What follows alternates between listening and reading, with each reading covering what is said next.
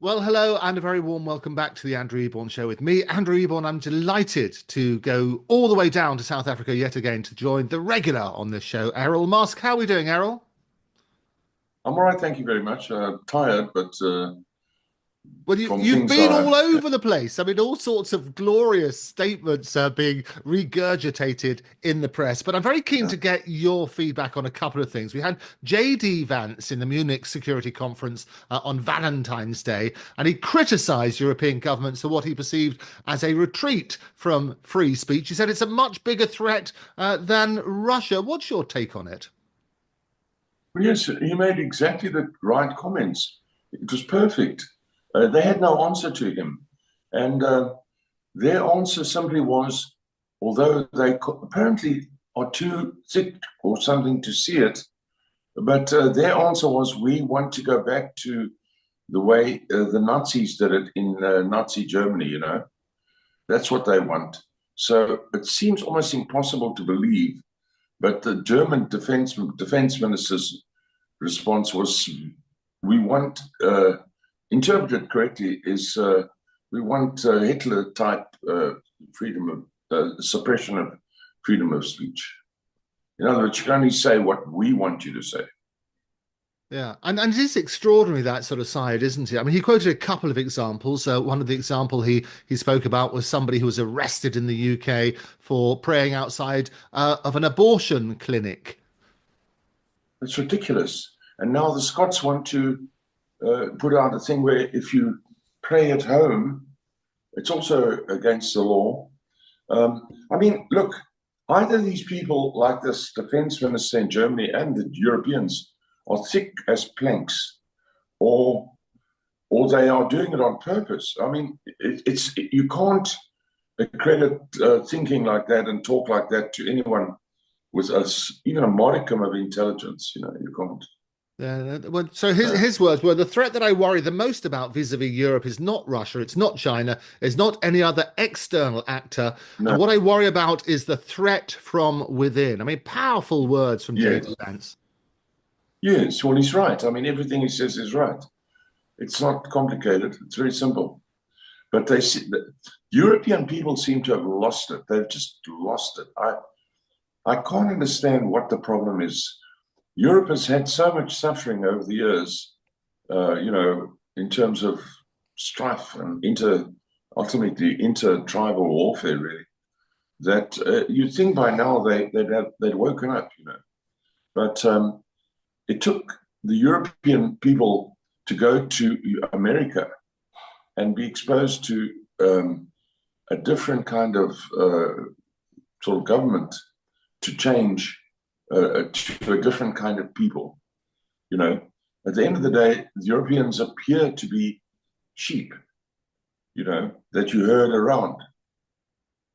Yeah, I think that's it's come at a time when there's been a revelation, the latest statistics out saying that nearly 300 people have been charged with online speech crimes in the UK since the advent of the Online Safety Act. And again, this is prompting concerns about restriction on freedom of speech. Basically, what the legislation does, it criminalizes what they call the spread of fake news and the sending of threatening communications, and it's led to 67 convictions so far. Lord Toby Young, who's a founder of the Free Speech Union, he says the number of people who've been charged with this offence is deeply concerning. I presume you share his concern. Well, yes, of course. The thing is, the Europeans have been subjects of monarchies for a sufficient time to alter their genetics. So when you've been a subject of a monarchy, which can decide whether you live or die for no reason whatsoever, and to a certain extent still applies in England if they need it, for a D notice, my opinion, Diana. So among others, so yes, they've been under monarchy for so long that their genetics get altered and they can't think anymore. So they presume that whatever they do has to please the monarch, failing which they will be, dunked in water and see if they're a witch, or they'll be burnt at the stake, or as Galileo was, he was imprisoned for life after being sentenced to death, and so on. So, and many others, of course, in Europe. So the concept that the church, or in Europe's case, or the monarch can simply kill you is very well ingrained. Burn you at the stake and all that sort of stuff. Yes. So, it took them to leave the Europe and go to other countries, such as one of them they came to was South Africa. South Africa was not populated by Europeans that came out of prisons. It was populated by initially by people who worked for the Dutch East India Company, and so they were people who were working for themselves. So that they're a fine kind of people. They're not to say that you can't, do well if your parents were convicts at some point. But the thing is, they were originally always, the Huguenots from France and the people who worked for the Dutch East India Company. They were people who fled persecution from France, and they were people who worked in for a large independent company called the Dutch East India Company. And so as a result, they haven't had, for 350 years or so, they haven't had anything to these people in South Africa, I'm talking about, these European people that came here and now call themselves Afrikaners.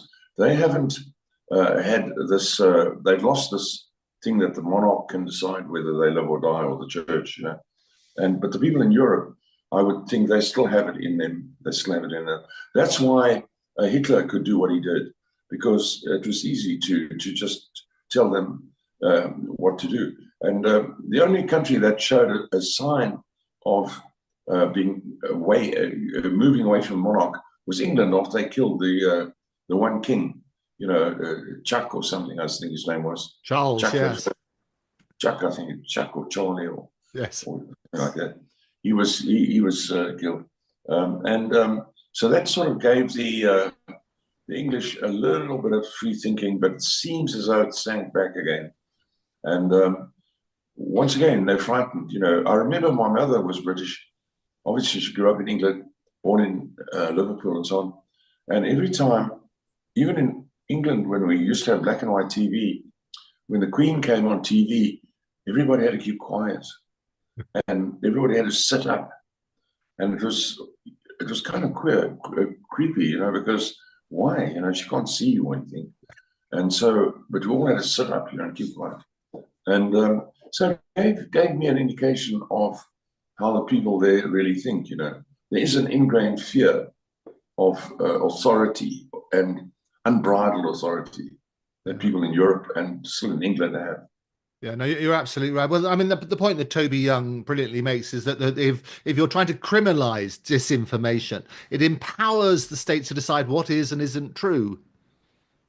Well, yes, exactly. I mean, I know that even now in England, right now, you maybe and others and all the others are very frightened to say anything against the monarchy. Very, it's in you, terrified. But see, I said Chuck, and you quickly said no, Charles the First. I mean, no. To me, it's Chuck. Chuck he did the Chuck who didn't make it. Yeah. Well, that's so true. Chuck the jerk.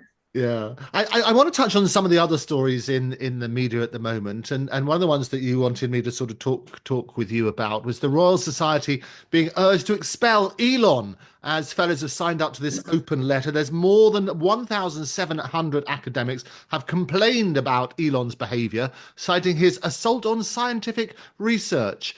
Talk to me about that. Well, the Royal Society in 1901. I think they first came out in 1900 to say that the sun is made of coal. Okay? The sun in the sky is made of coal. And people wrote and asked, and speeches were made. And then it was finally confirmed by the Royal Society that the sun is made of coal. And that's why it keeps burning, because it's a huge lump of coal in the sky. Okay, it took, so that's what the Royal Society's worth without Michael Faraday and people like that. Well, that's actually the wrong institute. But without some people, it's just a bunch of conventional, you know, ordinary academics punching the same old line, you know, one after the time, one after each other. So yeah, I took a patent clerk who couldn't get a first class degree, and as a result, couldn't get a job teaching in a university, couldn't lecture, get a lectureship, to write a two-page in 1905, which he sent in. We didn't have the money for postage, by the way, so he had to have somebody take it by hand when they made a trip to Heidelberg University and hand it in, which ended with the expression E equals mc squared. And his name was Albert Einstein, you know. So then they said, maybe the sun isn't made of gold. But it took them about 15 years to work that one out too. No, I'm not impressed. Yeah. Oh, I understand, but there seems to be a big backlash, doesn't there? I mean, and it's Elon has made sure he's been the town square for free speech. This is what X is all about. Yes. But it has affected his business interests as a result, hasn't it? No, no, I don't think so. As far as the Royal Society is concerned, I don't think Elon could care less. Couldn't care less. The business side, no, no. One of the things that is a bit of an advantage if one talks about a slow. It may look the economy has been slowing down a little bit all around, really, for various reasons. But one of the advantages is that when you have a backlog of 450,000 vehicles, for example, Tesla, then slowing down of demand helps a little bit to try and keep up. It's a killer when you can only deliver a vehicle months or years or after it's been ordered. It's not nice.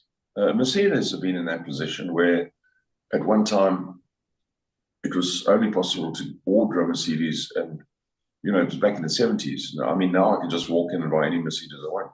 Right. But in the past, it was the same with them. So when you've got a huge backlog of cars to produce, it helps if the pressure goes off a little bit. So I'm not worried about that. I was thinking more about, I mean, some people. Sorry, there's basically some sort of people who are pushing back against the Doge and how effective it is, and they're saying they're going to picket outside Tesla factories and where showrooms and so on and so forth. Yes, but if you took the people who you've seen, I'm always amazed to see how many people go to a soccer match. You see them in the stands. It seems to go up and up and up and up, right at the back. Like there must be like 100,000. I don't know how many people are in those stands to watch 11 people play soccer, or 22. I mean, and so those are the people that support Doge. Okay.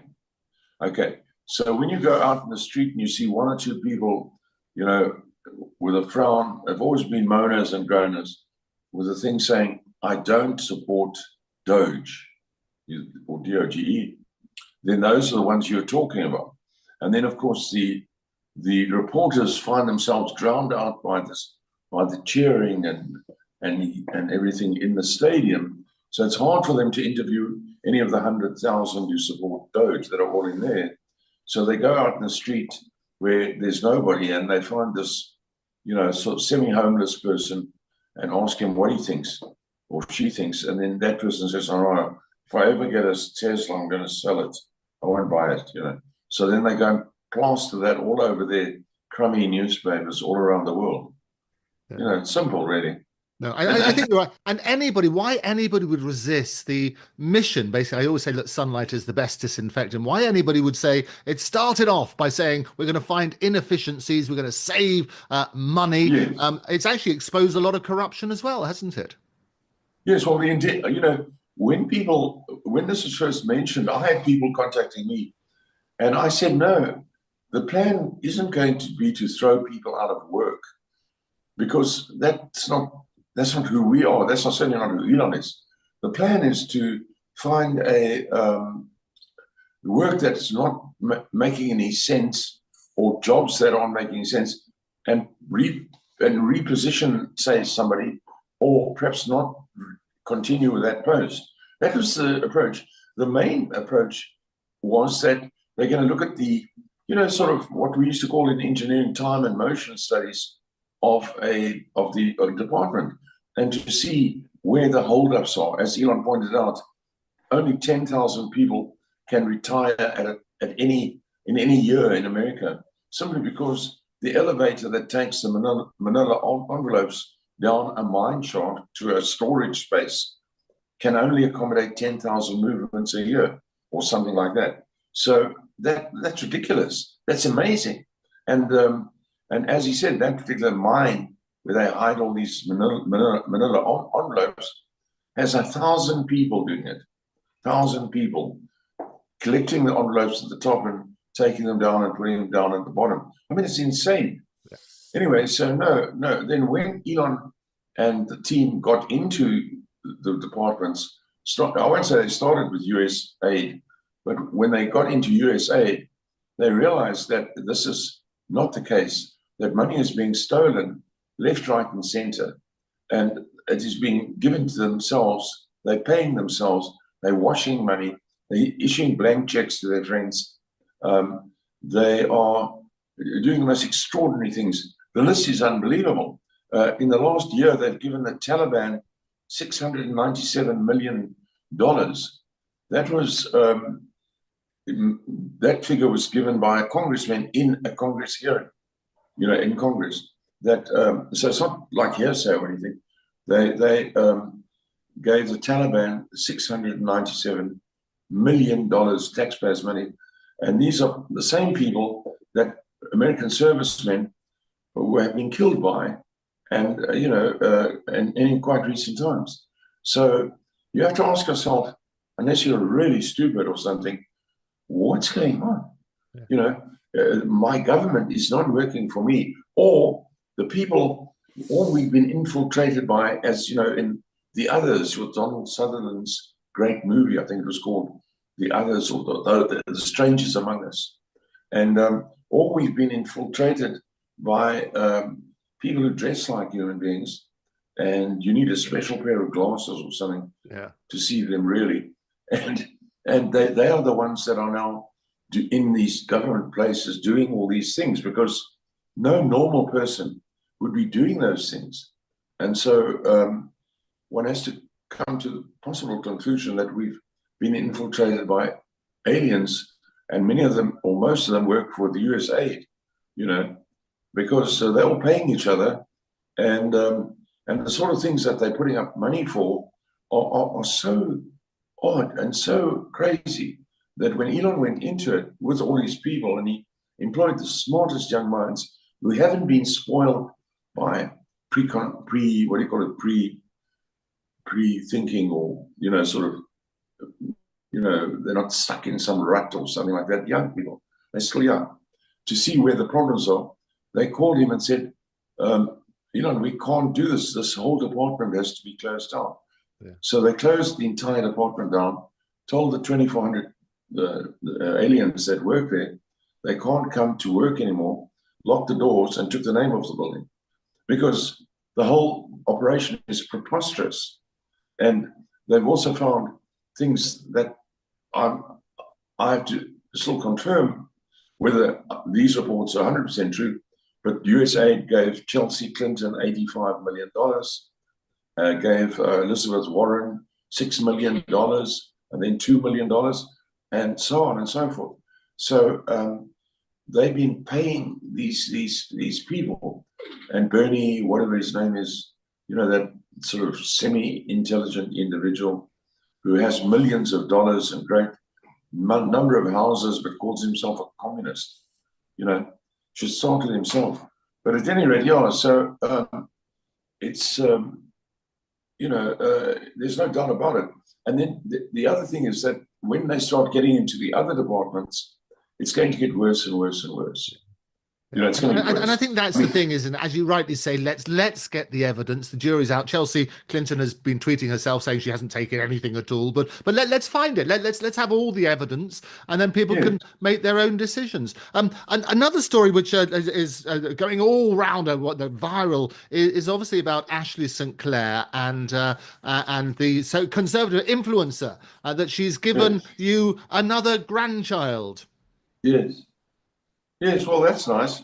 I mean, that's nice. Elon's not married. He can do whatever he likes. I mean, you know, the day you tie the knot, in the olden days, anyway, in the olden days when I was, you know, which is not that far back, if you weren't married, you could do whatever you like. I mean, there's no rules, you know, show me the rules. I'd like to see the rules. So you, lady, you don't want to marry me, then I'll go with anybody I want to. It's got nothing to do with you. You want to marry me? Well, that's different. And then I won't. But not if you're not married to me. I'll do whatever I like. Yeah. Well, one of the postings that Miss Sinclair put out on X is that she's been planning for 5 years to have Elon's child. Well, yes, you know, I mean, it stands to reason that a lot of people, I've had it, would like you to be the father of their child. Single women who are reaching the end of their you know, sort of childbearing age. I learned from my second marriage that when women reach the age of 35, they enter the danger zone for having children. And special tests have to be done all the time. So childbearing age is, and of course, so many people obviously going to say, "Oh no, no," but no, it is 35, and from 35 onwards, you have to have special tests all the time to see what's happening. And these women are professional, and their lives, you know, have just amounted to running around. Many of them pretending that they have very big jobs, very famous or rather important jobs, and really they're not that important. And they've got a company car, and they've got $20,000 in credit card debt, and they haven't got anything, and they don't even have a child. And so then that's the most of them anyway. The Yeah. very majority of them anyway. And then they decide they want a child.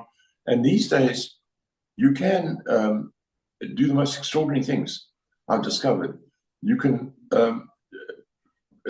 provide. The woman can provide, you know, the female egg, and the man can provide the seed on his side. They form an embryo. The embryo can be frozen, and it can be reused at any time, apparently, which is quite extraordinary. Not only that, you can even choose whether you want to have a boy or a girl. Yeah. That's amazing. Oh no, So you know absolutely. now, You can determine eye color. You can determine all sorts of things that you can put in there yes. on that sort of stuff.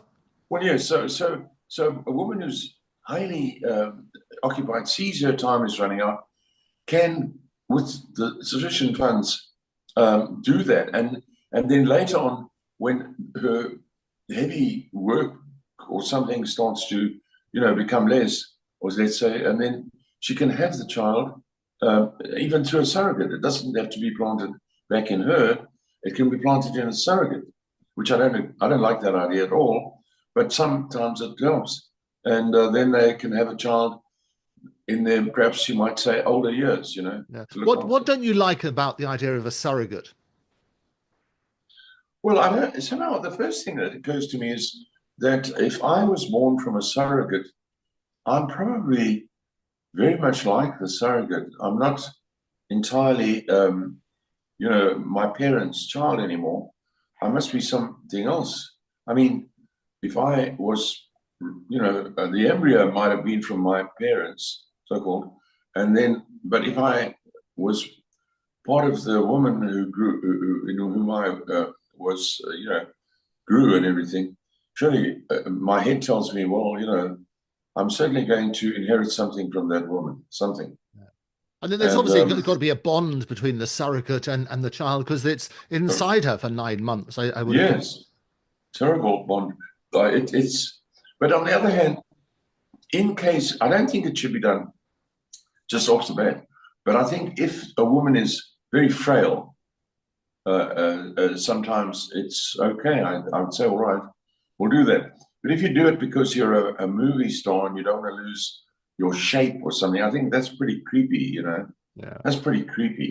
You No, know, it is. I've had children with South African, especially Afrikaans women, who are very athletic, and the woman's, you know, midriff goes back to what it was when they were 18 within 3 months. Of course, not everybody's like that, but yeah. So it's a moral thing. It's a moral decision to make.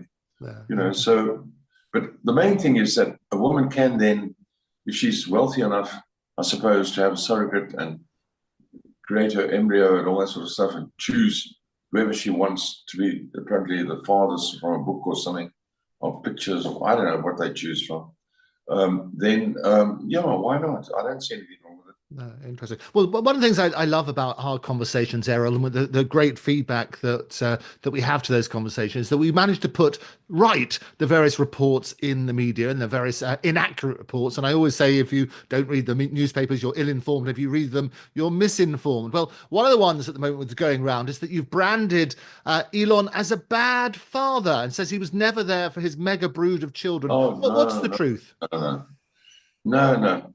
I was interviewed by, I don't know, I've had this fellow referred to by people who contacted me from all over the world as a grub and a jerk and everything. But anyway, it's a young bloke.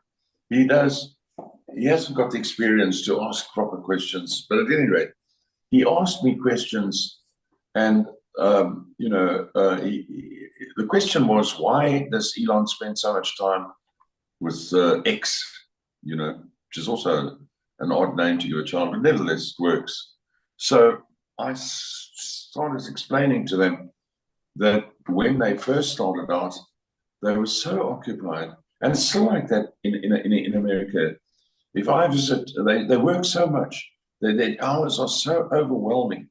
That's why Americans are so much better off than the rest of the world.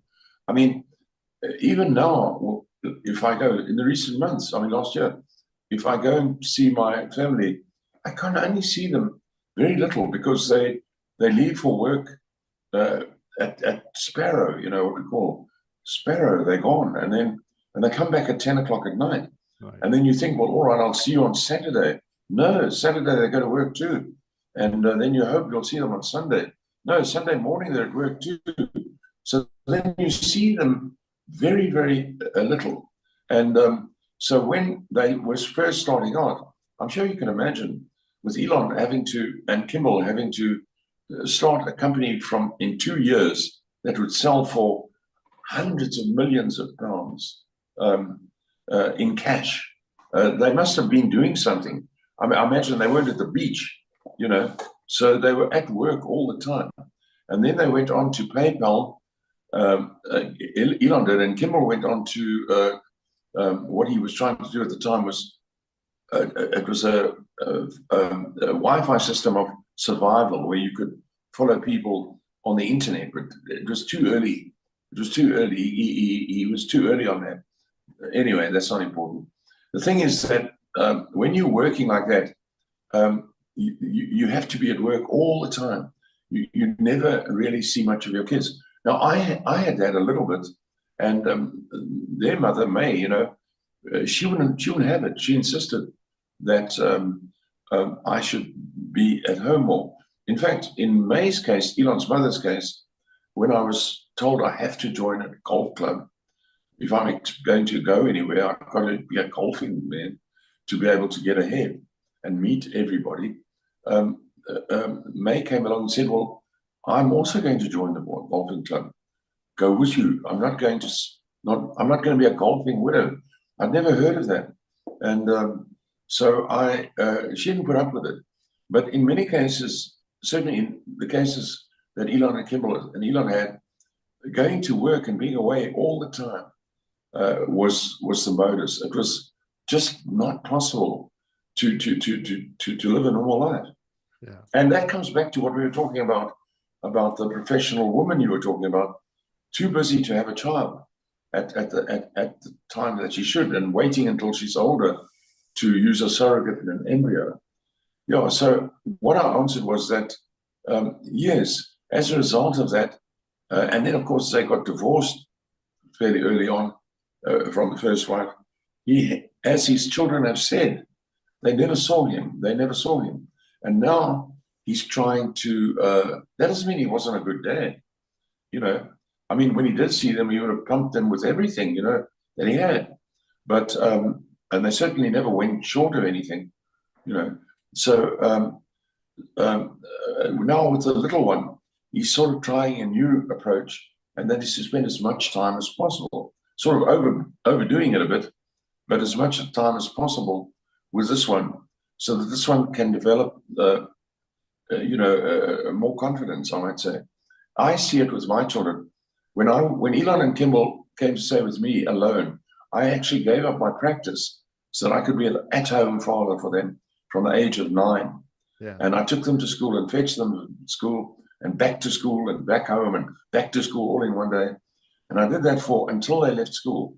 I'm quite proud of that I actually did that. And so it made a big difference for them. I think it made a big difference because there was no mother. It was just me. And so, yes, he's trying to do that now with that one, and it will have an effect. I know that with my 7-year-old son, he is who he is because I spend a great deal of time with him, you know, every chance I get, and that's several times a week. And he's a very big gamer. He's a gamer now. He calls himself a gamer. He's only 7. He'll be 8 in 2 months, but Right. he calls himself a gamer. I bought him the best gaming computer. It cost me an arm and a leg. Yeah. And he, you know, and he's even gone and bought games on my card and everything, which I was stopped. And now the Chinese company PUBG and EDA and all that, they want him to come to China, you know, because he's considered such a good gamer. Oh, But I put it fantastic. on. Oh, that's really good, isn't it? But you've always said, and we've had these great conversations beforehand, and you got Elon involved at an early age. You took him along to meetings to meet important people from around the world. It seems as though he's Yes, doing that with X now. So, but just yes. to dispel the misinformation and the wrong reports, is Elon a good father? Yes, of course he's a good father. Too good, you know. The trouble is the time. Unfortunately, you have to put in the time. You know, you can't. It's you as any father, any parent would know. You can't do it in a little bit of time. A lot of things in a little bit of time. Unfortunately, as many people might even say, it's not what you give them in the form of material presents or something like that. It's you being there with them and, you know, saying, I love you and I'm sorry if I made a mistake with you. And I hope you're doing all right. And I'm proud of what you've done today. And how did it go at sport? And what time are we going to be back at the school? And all that kind of stuff. Yeah. It has a lot of effect on a child. Yeah, no, you're absolutely right. So I would say it's good to dispel that myth. You didn't think he was a bad father. You think Well, he's I a know, good father. obviously, they just spun it that way, you know. Yeah, no, I absolutely. But that's what I love about our conversation. Is say we can get to the truth of it. The other suggestion is that he was responsible in some way for the death of his first child, the tragic death by No, no, suddenly. no. What I said was, no, I said that the child, it was a cot death of some kind. Yes, And, sudden death syndrome, infant death syndrome. Yes. well, you know, that's just an interpretation, but it was a cot death that was unexplained. But the problem is that they were making excessive use of nannies. You know, each child had a nanny and all that sort of stuff. And there's no replacement for the real mother being there, making sure. I see with the little ones that I've got now how their mother won't let them out of her sight. So even if they want to go for a night with somebody, they've never done that. Even the Russia, who's been invited to China, you know, she's got to go with, of course, the mother. She won't let him out of her sight for unless it's with me, and then it's not. Then it's 2 hours, maybe, and not even 2 hours. She's very hands-on, very, very hands-on, and there's no replacement for that. So you can't, simply hand to nannies. They've got their own lives. They see it as a job. they're not connected to their child in the same way. And I stand by what I'm saying. I mean, I was in America last year, or the year before, I think it was, when, oh, no, it was last year. And I have a daughter whose child was born, and she has another one who's 2 years old, and the new one came along. And she works a full, sort of a full day, my daughter. And so they hired a nanny to work through the night so that my daughter could sleep through the night. And the nanny was to be paid a lot, about £40 an hour, which is quite a lot. I mean, for one night it would have been £250 a night. Quite a lot, I thought, Yeah. a lot. And yet the first night that the nanny came there, my daughter discovered that the nanny did not attend to the child, and the second night and third night sort of thing. And the nanny said, "Look, I'm not going to get up every time the child's crying or anything. I'm not here to do that. I've come here to sleep through the night. And if the child, if that was the nanny's approach, was not, I'm going to sit with this child through the night. No, no. So they immediately dispensed with that nanny because the nanny is not like the mother. The mother is up and up at the first sign of a problem, as you know. And a nanny's a nanny. I mean, it's not the same, it's not the same. So, and I think, and that's your point, because the way that it was spun in the press is that to say that Elon was responsible for the death is No, clearly, I mean, a horrendous that's accusation. rubbish. Yeah. That's ridiculous. It's ridiculous to say something like that. On the other hand, if parents today go away and leave their kids in the care of others, schools, kindergartens, even if they go away for long periods and leave the kids, remember their parents, they're not going to be get the same level of attention that they would get by their own mother, particularly the mother, Yeah. Obviously. And I think that's sort of why, and there are obviously some people who are dependent on that in order to continue earning and so on and so forth. But as a general proposition, children are best off with their parents. Well, yes, I mean, I'm thinking here now, if a child does pass away in the care of the mother, there's a big investigation, by social welfare and everything to see what happened. Yeah. There's a much less investigation if the child's in the care of a kindergarten or a nanny or something, because the same level of care is not expected as is expected from a mother. Mm. So, any mother whose child, something happened to the child in her care, it battles for the rest of her life to deal with it. Oh, it's Whereas a absolutely nanny would horrendous. get it in 2 months. Yeah, no, Yeah. the devastation on the parents, and you as the grandfather must have felt awful as well. Oh yes, I mean at the time it was 2 weeks of serious grief because we were all together. Yeah, Nobody had a smile on their face for 2 weeks. awful. It was terrible. Uh, And what can you say or what can you do? I mean, it's life. I mean, that's life. It's not the only one. I mean, you're trying to fit in, make it and understand it as part of life. Yeah, no.